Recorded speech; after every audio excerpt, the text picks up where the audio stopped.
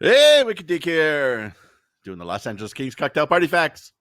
Full disclosure, I think I accidentally snorted up some lasagna cheese, so I may not make it through this video. If I start sneezing, you'll know why. So, it's Friday, December 6th, 2019.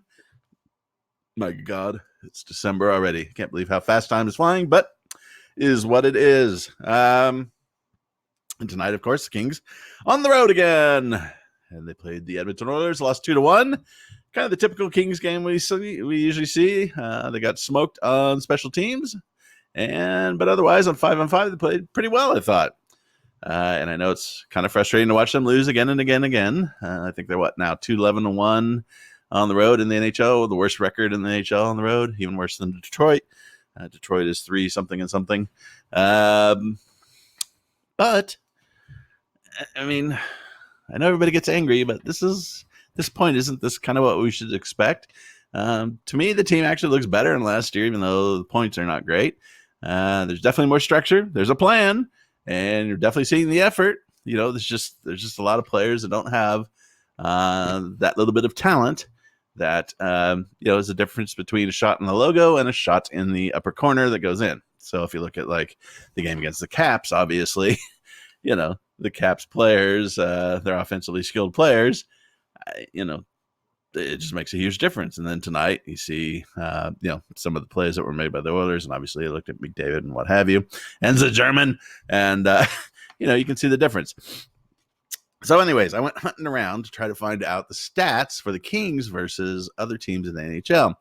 And I was thinking, they get all these shots every game. Are they really that bad compared to everybody else when it comes to actually turning those shots into goals? And the answer is yes. Yes, they are.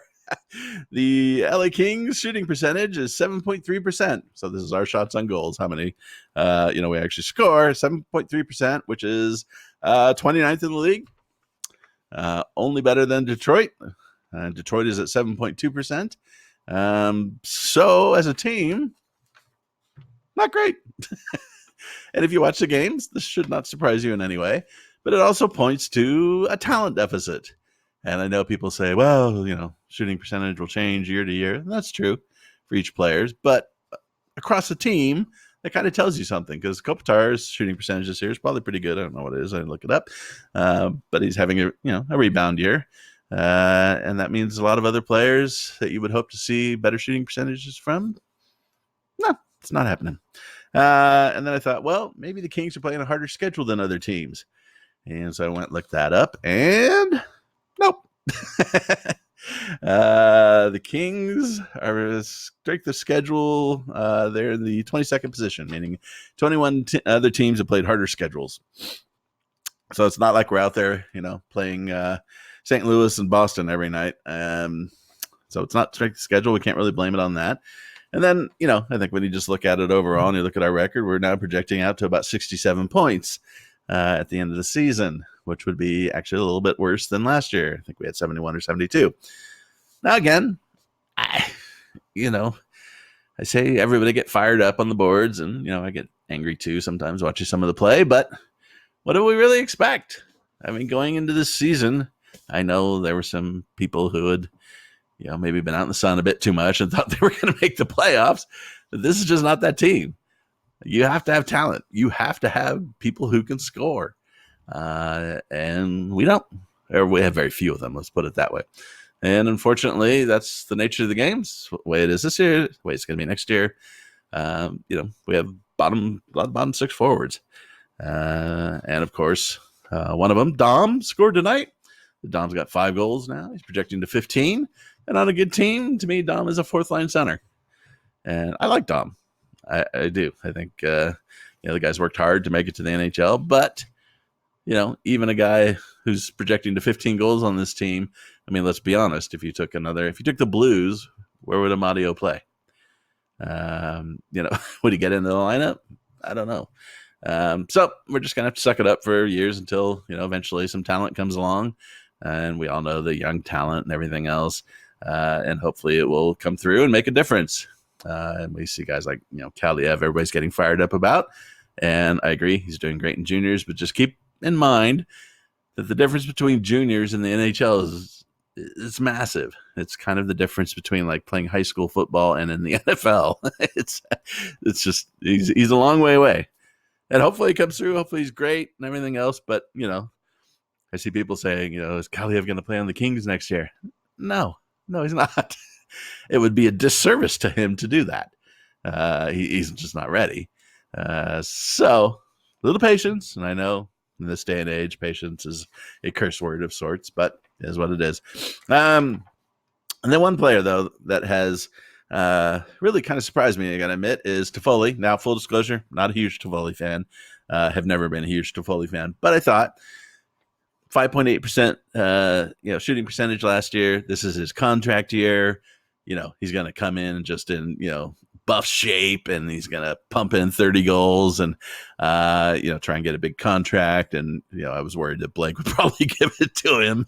And then next year, Toffoli just, show up and score 6 goals. But he hasn't.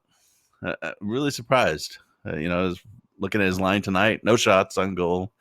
No hits, 1 giveaway, 1 takeaway in about 14 and a half minutes. Obviously, they sat him down early this season. Now, he's not having a horrible season. He's got 6 goals and 13 points, but that projects to 16 goals and 36 points for the year. Again, is it horrible? No. But in your contract year, weren't you thinking that maybe he would come in and do a bit better? It's very odd, because he would think, if nothing else, just personally for personal greed, that he would be scoring more and really going to the net and trying to pump in the goals, but he hasn't. So he's getting $4.8 million this year. It's hard to see anybody giving him that next year if he has 16 goals and 36 points. Unfortunately, it also seems pretty dubious that anybody's going to give up a lot in a trade for him. Now, there may be some teams out there thinking, well, once we get him away from the Kings, get him into our system, he'll produce better. And there's something to that, because remember,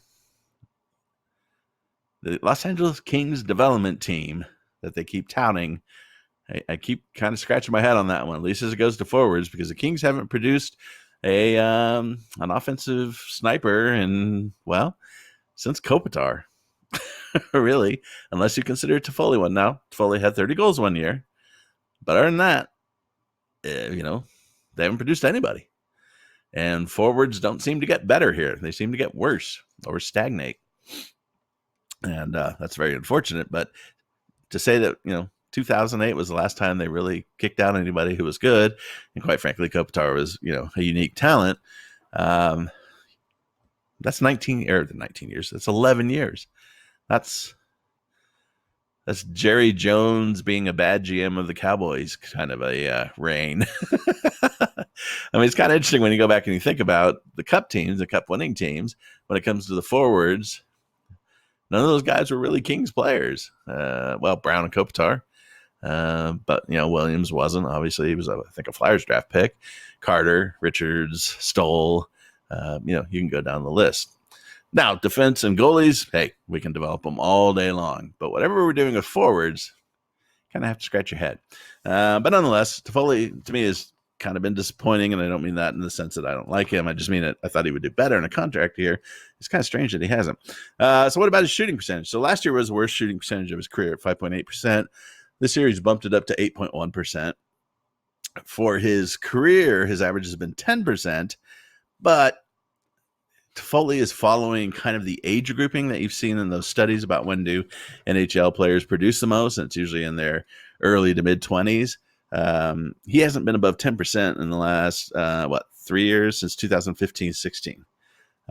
So what we've been seeing is his game kind of starting to decay a bit, and that certainly has to be worrying for him in particular, thinking about his next contract, because I'm sure GMs are going to be looking at those numbers and trying to figure out how to evaluate him. But nonetheless, hopefully he goes on a hot streak here, and we can get some assets for him when we trade him. And then finally, joking around. As you know, I always joke on the boards, and the reason for that is because, it's going to be thin pickings here for the Kings. Obviously last year, this year, I think we all knew it. Next year as well, the year after that. It seems to me you have two choices. You can either get incredibly aggravated, which a lot of people do, or you can just laugh about it and have fun and tell jokes. And to me, might as well laugh about it. And I know people get fired up on the boards and everything else. I mean, no offense. It's just, do you really want to get all that bent out of shape about a team that has Alex Iafallo as a first line winger? I mean, what are we really expecting here? But it's absolutely your right. So go ahead and, get crazed if you want. But I would just suggest it's going to be a couple of years. And so there's something to be said for relaxing and, cracking a joke and enjoying the suckitude. But it's up to you. So anyways, have a good weekend. Deke out.